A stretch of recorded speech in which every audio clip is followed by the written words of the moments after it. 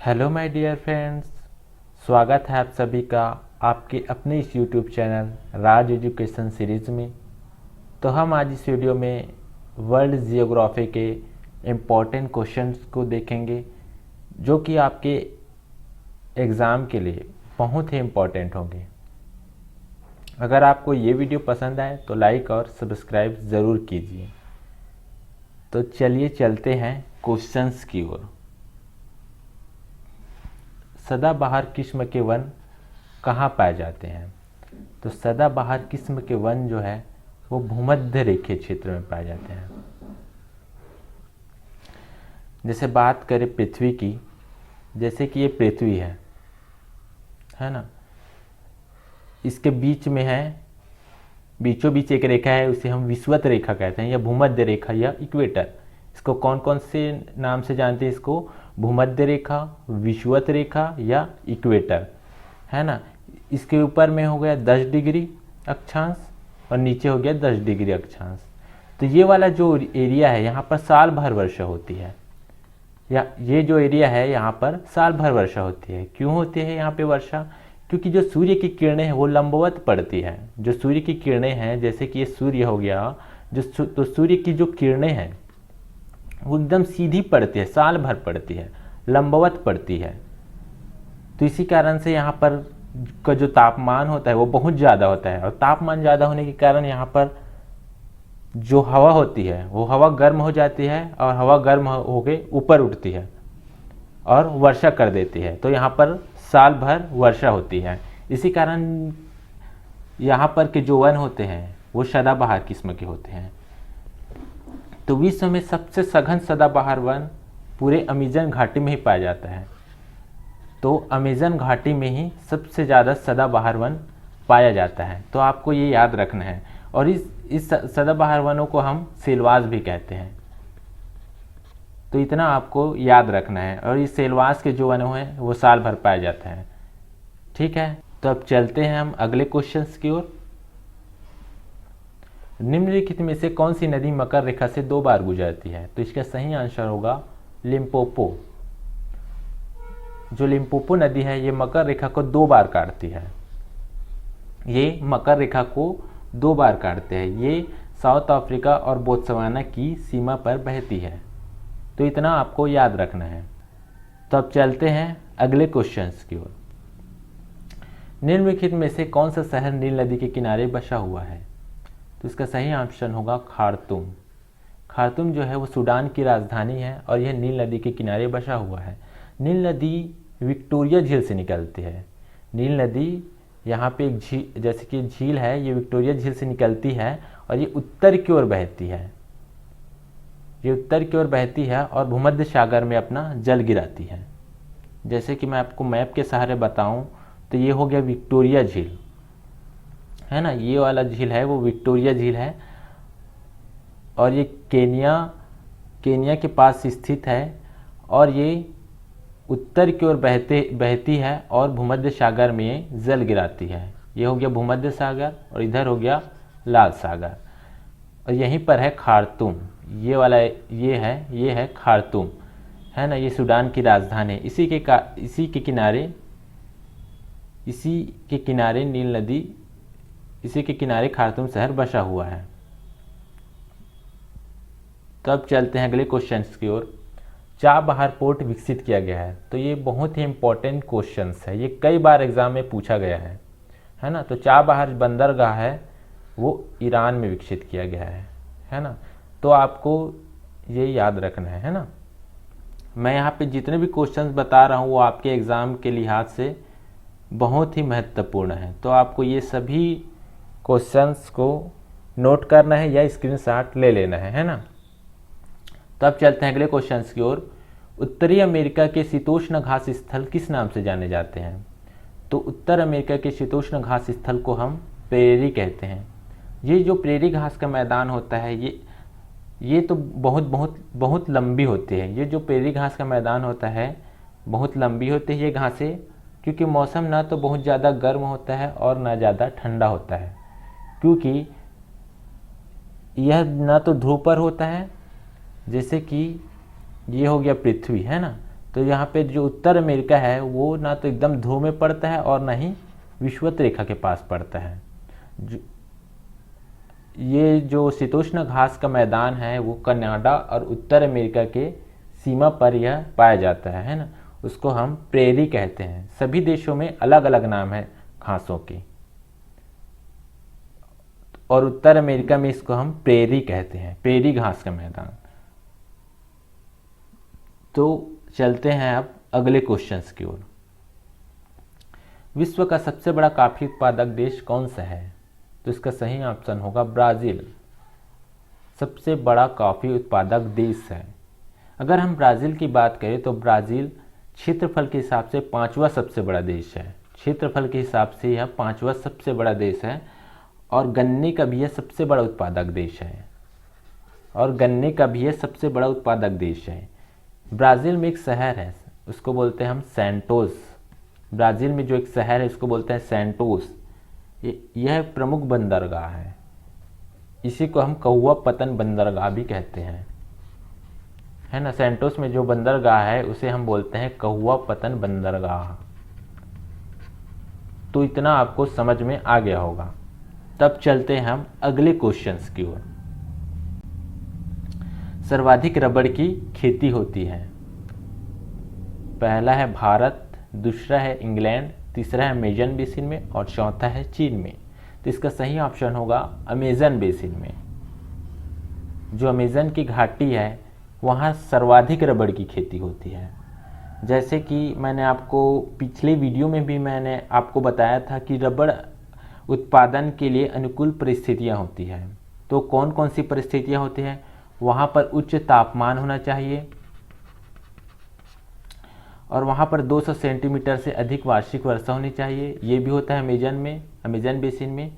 और लेटेराइट मृदा होना चाहिए।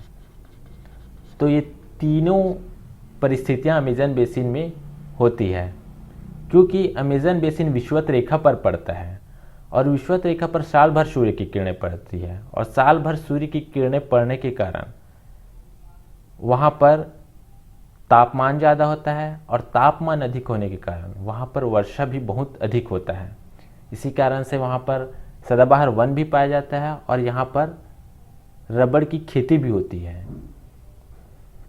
तो यहाँ पर जब साल भर वर्षा होती है तो वर्षा होने के कारण यहाँ पर जो मिट्टी पाई जाती है वो मिट्टी निच्छालित मिट्टी कहलाती है। वो मिट्टी कैसी मिट्टी कहलाती है? निच्छालित मिट्टी कहलाते हैं, क्योंकि इसके पोषक तत्व जो होते हैं वो नीचे चले जाते हैं, मिट्टी के निचले भागों में रिस जाते हैं। तो यहाँ पर खाद्यान्न का उत्पादन नहीं किया जा सकता। तो यहाँ पर केवल रबड़ का ही उत्पादन किया जाता है। तो इतना आपको याद रखना है। अगर हम सबसे बड़े उत्पादक देश की बात करें तो सबसे बड़ा उत्पादक देश है वो थाईलैंड है। थाईलैंड इसका सबसे बड़ा उत्पादक देश है रबड़ का। और अगर भारत में बात करें तो भारत में केरल है।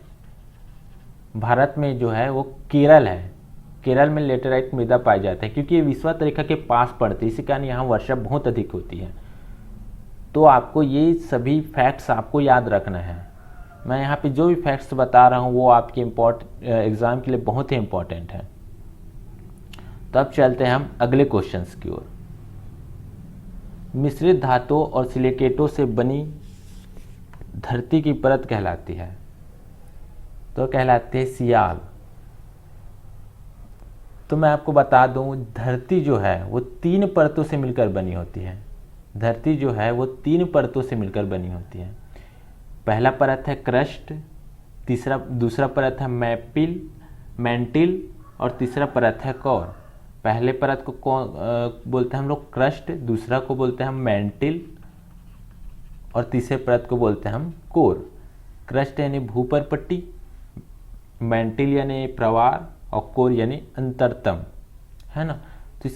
तो यहाँ तो सबसे ऊपरी परत में ही सियाल पाए जाते हैं, यानी कि यहाँ पर सिलिकॉन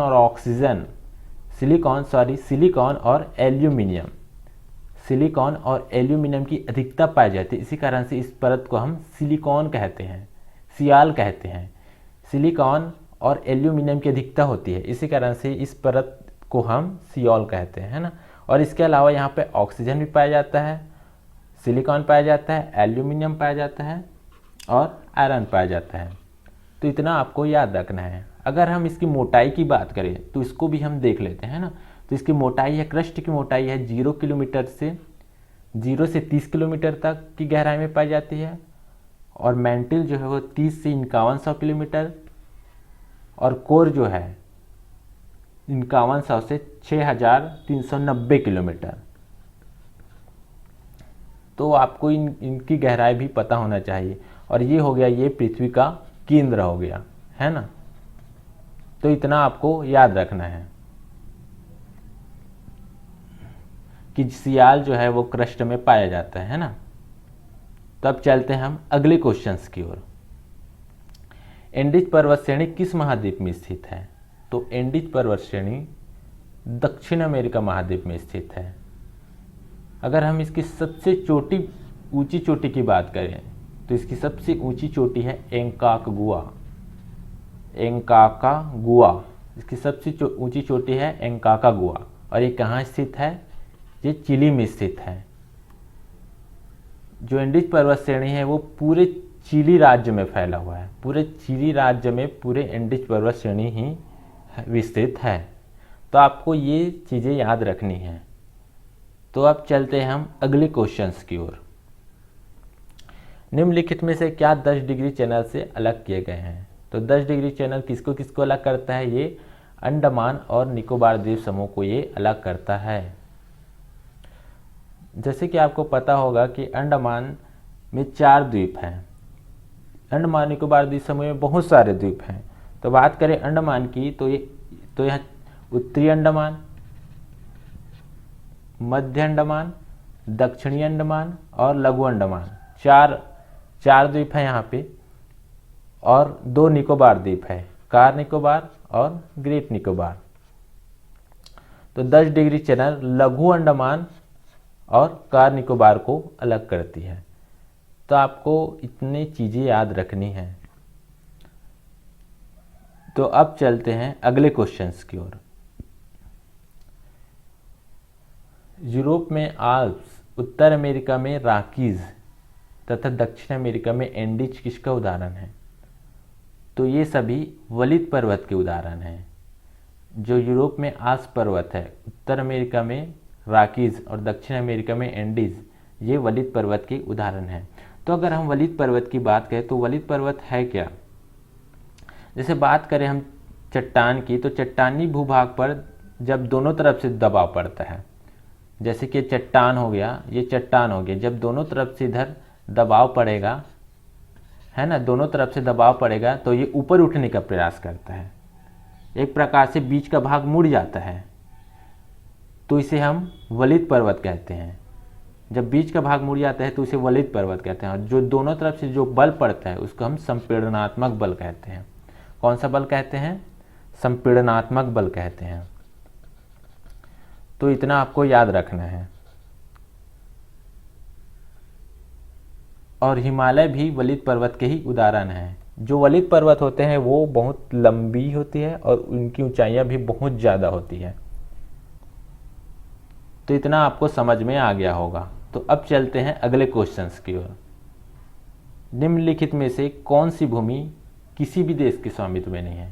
तो इसका सही ऑप्शन होगा अंटार्कटिका। अंटार्कटिका किसी भी देश के स्वामित्व में नहीं है। अगर हम अंटार्कटिका की बात करें तो अंटार्कटिका विश्व का 5वां बड़ा महाद्वीप है। 5वां बड़ा महाद्वीप है। इसे हम निर्जन महाद्वीप भी कहते हैं। निर्जन महाद्वीप हम इसे क्यों कहते हैं? क्योंकि यहाँ ये वर्ष भर बर्फ से ढका रहता है। इसी कारण से यहाँ पर कोई भी व्यक्ति निवास नहीं करता है। और इसे श्वेत महाद्वीप भी कहते हैं। इसके जो खोजकर्ता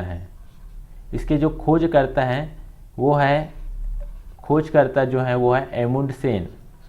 इसके जो खोजकर्ता है वो है एमुंडसेन।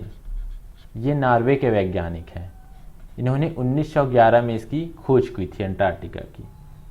तो इतनी चीज़ें आपको याद रखनी है। यहाँ पे मैं एक फैक्ट्स और बता दूँ कि अंटार्कटिका में भारत की 3 शोधशाला है। वो 3 शोधशालाएँ कौन कौन सी हैं? पहला तो है दक्षिण गंगोत्री। ये 3 शोधशालाएँ हैं भारत की। यहाँ, और दूसरा है मैत्री और तीसरा है भारती। तो दक्षिण गंगोत्री की स्थापना कब हुई थी? इसकी स्थापना हुई थी 1983 में, लेकिन जब यहाँ भूकंप आया 2006 में, एक भूकंप आया, तो इसके कारण से इसका विनाश हो गया, है ना, इसके कारण से इसका विनाश हो गया। और मैत्री की स्थापना हुई थी 1989 में, और भारती की स्थापना हुई थी 2009 में। तो आपको ये चीज़ें याद रखनी है कि यहाँ पे 3 शोधशालाएँ हैं भारत की, दक्षिण गंगोत्री, मैत्री और भारती। और जो दक्षिण गंगोत्री है ये 2006 में भूकंप के कारण समाप्त हो गया। तो अब चलते हैं अगले क्वेश्चंस की ओर। कौन सी नदी विषुवत रेखा को 2 बार पार करती है? तो कांगो नदी है वो विषुवत रेखा को 2 बार पार करती है, यानी कि ये विषुवत रेखा को 2 बार काटती है। जैसे कि मैं आपको मैप के सहारे बताऊं तो ये है आपका कांगो नदी, और ये कांगो गणराज्य देश में है। ये है कांगो गणराज्य देश, इसको हम जायरे भी कहते हैं, है ना। ये वाला जो हिस्सा है, ये वाला हिस्सा, ये पूरा है कांगो गणराज्य, है ना। और ये कटंगा पठार से निकलती है। ये कहाँ से निकलती है? ये कटंगा पठार से निकलती है। ये वाला जो हिस्सा है, ये दक्षिणी वाला जो हिस्सा है, ये कटंगा पठार है, और ये यहीं से निकलती है। तो ये जो देश है, इसका जल ग्रहण क्षेत्र बहुत बड़ा है। इस नदी का जल ग्रहण क्षेत्र है वो बहुत बड़ा है। तो ये पूरा देश पूरा जल ग्रहण क्षेत्र में ही बसा हुआ है ना। और ये कहाँ जल गिराती है? यह जल गिराती है दक्षिण, और ये जल गिराती है आपका अटलांटिक सागर में, यह जल गिराती है दक्षिण अटलांटिक सागर में, यह जल गिराती है। तो आपको इतना याद रखना है। अगर हम बात करें कटंगा पठार की, तो यह धात्विक खनिजों से बहुत ही समृद्ध है। ये पठार जो है कटंगा पठार, ये धात्विक खनिजों से बहुत ही भरपूर है ना। यहाँ हीरा और तांबा बहुत अधिक मात्रा में पाया जाता है। तो आशा करता हूँ कि आपको ये सभी चीज़ें समझ में आ गई होगी। तो हम आज का वीडियो यहीं पे समाप्त करते हैं।